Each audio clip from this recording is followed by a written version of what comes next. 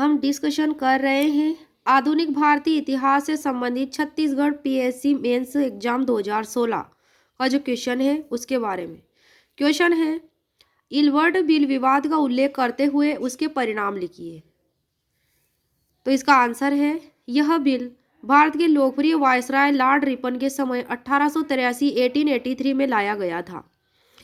इस विधेयक का उद्देश्य था कि नस्ल भेद पर आधारित सभी न्यायिक अयोग्यताएं तुरंत समाप्त कर दी जाएं और भारतीय तथा यूरोपीय न्यायाधीशों की शक्तियां एक समान कर दी जाएं।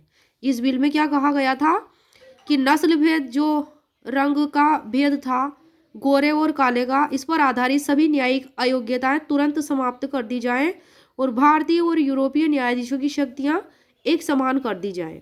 कौन लाया था ऐसा बिल? भारत के लोकप्रिय वायसराय लॉर्ड रिपन। कब? 1883 में। नेक्स्ट बिंदु है, जब इलबर्ट विधेयक परिषद में पेश किया गया तब इसे अंग्रेजों के जबरदस्त विरोध का सामना करना पड़ा था। यूरोपीय समुदाय ने अपने विशेषाधिकारों की रक्षा हेतु डिफेंस एसोसिएशन बनाया। यूरोपियनों ने भारत और लंदन में इस हेतु यह प्रचार किया कि क्या हमारा निर्णय काले लोग करेंगे? क्या वे हमें जेल भेजेंगे? क्या वे हम पर आज्ञा चलाएंगे? कभी नहीं। यह संभव नहीं है। इससे तो अधिक अच्छा है कि भारत में अंग्रेजी राज्य ही समाप्त हो जाए, परंतु यह ठीक नहीं है कि हम इस प्रकार के अपमानजनक कानूनों के अधीन रहे। ऐसा किसने कहा था? ब्रिटेन के लोगों ने कहा था। जब इलबर्ट बिल में यह लाया गया था उस विधेयक में कि अंग्रेज जो जज हैं और भारतीय जो जज हैं वे समान रूप से उनकी शक्तियां होंगी, इस बात पर उन्होंने विरोध कर दिया था ब्रिटेन के नागरिकों ने। जो ब्रिटेन के लोग यहाँ निवास करते थे उन्होंने, उनका कहना था कि वायसराय ने अपने ही देशवासियों पर प्रहार किया है। इस संघ ने ब्रिटिश सरकार से अनुरोध किया कि वायसराय लॉर्ड रिपन को कार्यमुक्त कर वापस इंग्लैंड बुला लिया जाए। इन श्वेत संगठनों के भारी विरोध के परिणाम स्वरूप फिर लॉर्ड रिपन को भी झुकना पड़ा, जो वायसराय थे लॉर्ड रिपन।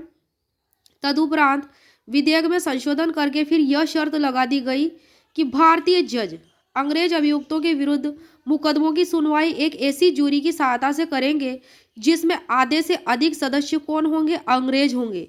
यानी कि 12 सदस्यों में से 7 सदस्य तो अंग्रेज ही होंगे, जो 50% से ज़्यादा होंगे। आधे से ज़्यादा सदस्य कौन होंगे? अंग्रेज होंगे। ऐसा उस इलबर्ट बिल में क्या किया गया? अमेंडमेंट किया गया, उसमें संशोधन किया गया और शर्त लगाई गई कि भारतीय जज अंग्रेज अभियुक्तों के विरुद्ध अगर मुकदमा सुनते हैं तो ऐसी सुनवाई जूरी की सहायता से करेंगे जिसमें आधे से अधिक सदस्य अंग्रेज होने चाहिए। निष्कर्षतः इलबर्ट बिल अपने मंसूबों में कामयाब नहीं हो सका, लेकिन इसने भारतीयों की आंखें खोल दी। भारतीयों ने स्वयं को अपमानित महसूस किया। फिर ये देखो उनके साथ कितना भेदभाव किया जा रहा है। अब वे अंग्रेजों के विरुद्ध राष्ट्रीय आंदोलन के लिए एकजुट होने लगे इंडियंस।